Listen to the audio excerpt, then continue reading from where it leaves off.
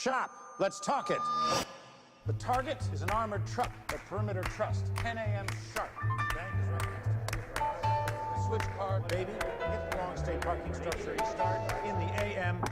Questions. I got a question, Doc. Why'd I believe phones over here heard the goddamn word you said? He ain't even listening. Baby?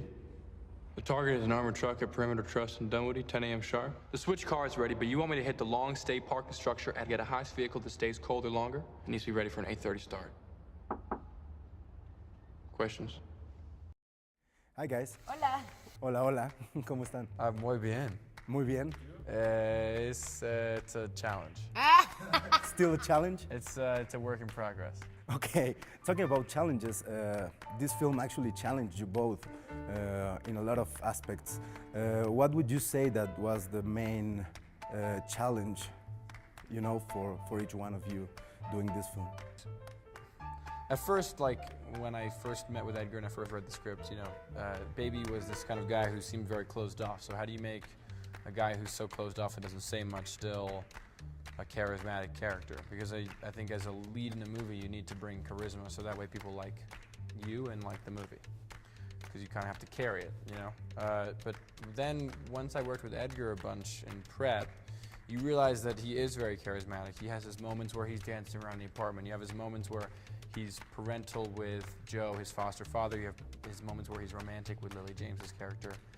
And it was about really constructing the whole performance and all the different sides of Baby that then make him an interesting character and somebody who the audience can fall in love with.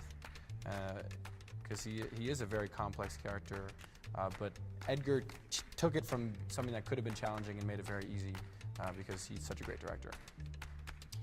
Para mí yo creo que el reto más grande fue hacer Darling un personaje que tuviera...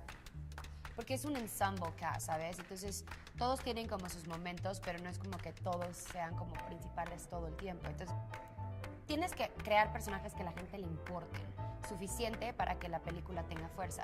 Entonces, creo que el reto más grande era como darle vida en esos pequeños momentos, ¿sabes? Hasta cuando ella está viendo a alguien, o cómo los toca, o cómo su approach. Eso fue como lo más grande, y creo que también mantener esa fuerza en un elenco de puros hombres y siempre estando en escena con puros hombres y con hombres de ese nivel.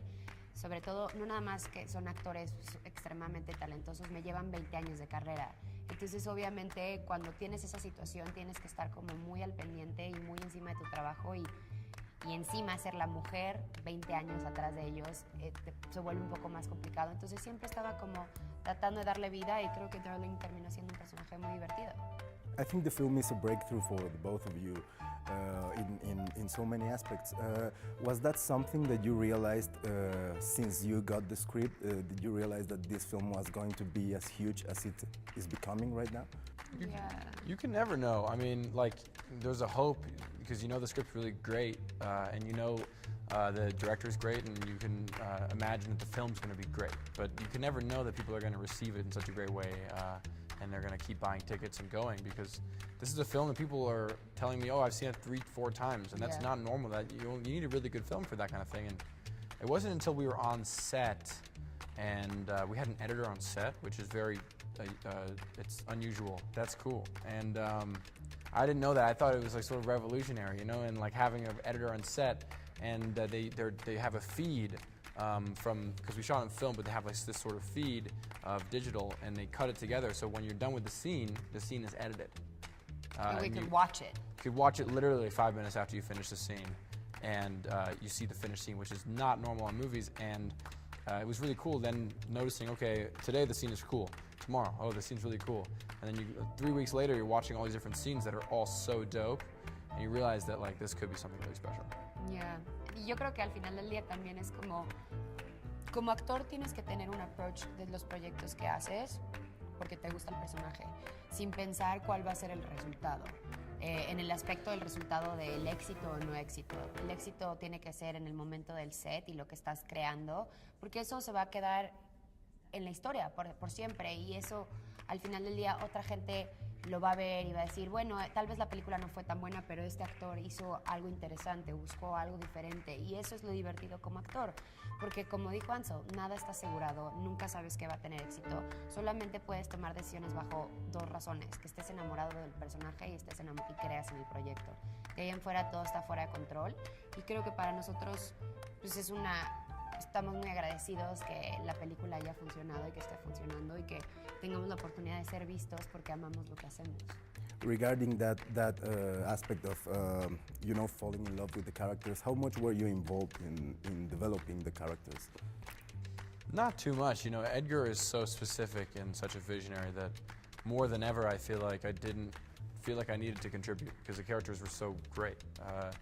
By chance, the song Easy by the Commodores made its way into the movie because of an audition I did with Edgar. I actually chose that song in an audition and he decided to put it in the movie, which was really cool. But otherwise, the character was all there, and I think Edgar not only is a great director, but he's an awesome writer. The writing in this is so specific. No line is for no reason, and every character is for a reason, so everything is really specific and great. In that aspect, what did you think that you learned as actors from working with Edgar? Yo creo que lo que personalmente yo aprendí, no nada más de Edgar, sino de Bill Pope, nuestro DP, nuestro editor, nuestros compañeros de escena, los stunt drivers, yo creo que cada vez que llegábamos al set era una cuestión de mucho shock de todo lo que estaba pasando, porque todo es tan detallado que nadie puede meter la pata, ¿sabes? Todos tienen que estar under A game, entonces todo el mundo estaba haciendo un gran trabajo y era impresionante ver a Edgar Wright manejando lo que estaba haciendo y observar a Ansel, cómo estaban haciendo su trabajo, y John y Kevin y Jamie en una escena, y era como absorber toda esta información de talento, y Edgar simplemente es un genio. Él ya tenía claro lo que quería, teníamos un storyboard donde estaba frame by frame exactamente lo que él quería, o sea, en su cerebro ya tenía claro, no había más, nunca faltó una escena, nunca faltó una toma, nunca hubo más o menos, y eso, para mí, eso habla de el extensivo trabajo que hace Edgar y cómo no se le va ningún detalle, y eso nada más un genio creativo puede lograr. Favorite scene and favorite song from the film? My favorite scene is the coffee run. In the beginning with the long take, and the favorite song is Easy by the Commodores. Yo creo que mi escena favorita es la escena donde la última persecución de todos nosotros. Me encanta la forma que la dirigieron, me pareció algo completamente nunca antes visto. Y mi canción favorita...